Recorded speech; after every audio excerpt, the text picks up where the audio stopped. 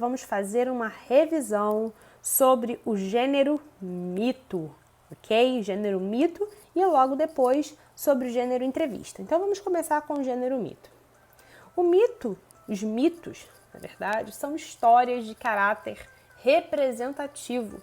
Eles buscam expressar em seu enredo a maneira como os povos de determinada época enxergavam o mundo, os seus valores e crenças. Essas narrativas, elas possuem características simbólicas, não tendo uma explicação fundamentada na ciência, em questões científicas. Ou seja, a gente pode perceber que a origem do universo foi o ponto de partida para a criação de vários mitos. Então vamos observar algumas características, alguns pontos importantes.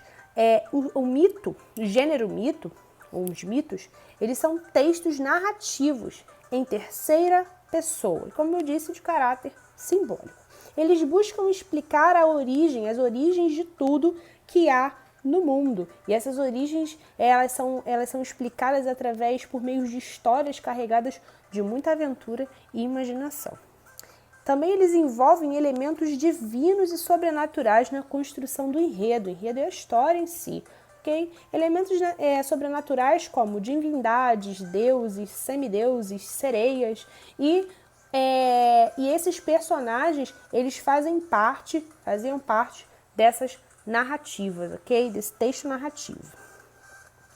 Também vemos como outro ponto o uso da linguagem formal, ou seja, uma linguagem livre de gírias, uma linguagem poética, figurada, com o uso da palavra no sentido conotativo, ok? O gênero mito também, os mitos, eles expressam a cultura e a religião de um povo, ok? Os mitos, eles transmitiam ensinamentos para as pessoas que viviam naquele tempo, ok? Outro ponto importante também para a gente poder falar sobre o gênero mito é que a palavra mitologia, ela é utilizada para fazer referência a um conjunto de mitos, ok? Civilizações que já existiam em nossa história deixaram como herança cultural inúmeras histórias mitológicas. A gente pode citar, dentre elas, a mitologia grega, egípcia, mitologia romana, ok?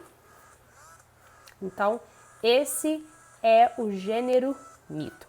Agora vamos falar um pouquinho sobre o gênero entrevista, ok?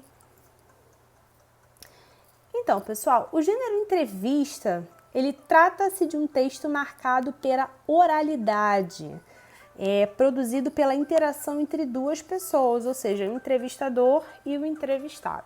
Então, a gente tem, primeiramente, um gênero marcado pela oralidade, com uma função geralmente informativa. Esse gênero, geralmente, ele é vinculado em meios de comunicação, como jornais, revistas, internet, televisão, rádios, entre outros. Okay? Então,